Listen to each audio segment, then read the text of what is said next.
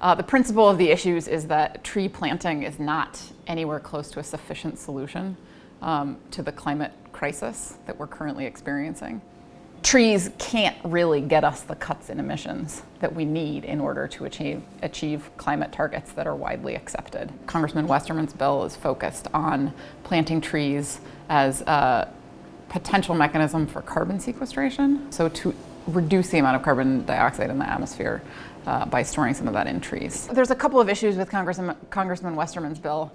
Any plausible solutions to the climate crisis have to rest firmly and fundamentally on reducing our dependence on fossil fuels, so we have to burn less fossil fuels. There's an ancillary issue, which is that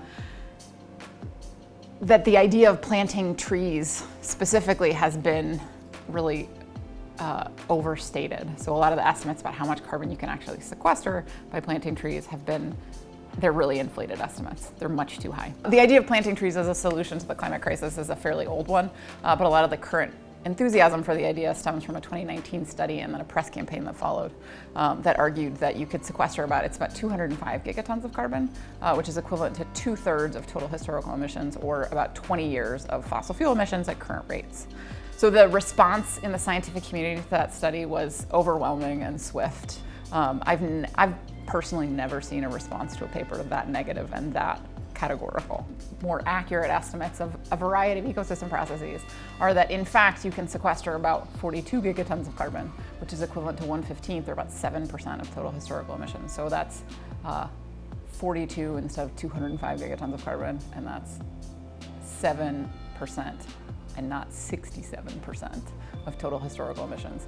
That's equivalent to 4 years of carbon emissions at current rates, not 20 years of carbon emissions at current rates. Even under very favorable growing conditions, it takes a tree like 20 to 25 to 30 years to achieve a large size, which is to say that the rate at which a tree sequesters carbon is actually very slow, right? So if you plant a tree today, you're only going to start to see carbon storage gains accrue on the timescale of decades.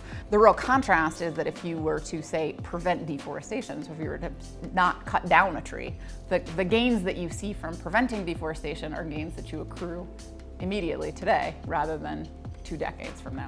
Any solution to the climate crisis has to be evidence-based. And what you need to be able to do that is that you need to have scientists participating in the process. And so what's particularly missing from Congressman Westerman's bill is the idea that scientists should be participating in setting targets and in managing